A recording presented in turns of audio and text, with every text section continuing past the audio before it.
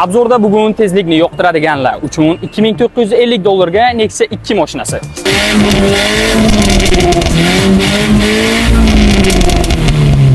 Mashinamizning yili 2013-yil. Metan gaz ballonlari bor, yurgani esa 1,5 krug yurgan.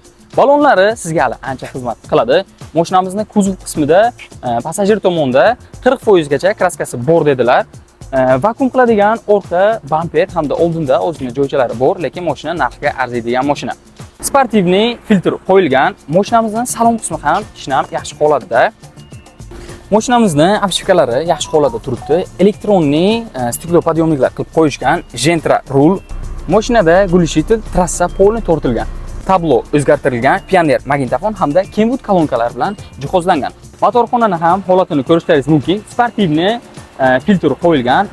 Narxini aytib o'tganimizdek 2950 dollar. Pastga egalarining nomerlarini qoldiramiz, bemalol aloqaga chiqib xarid qilishingiz mumkin.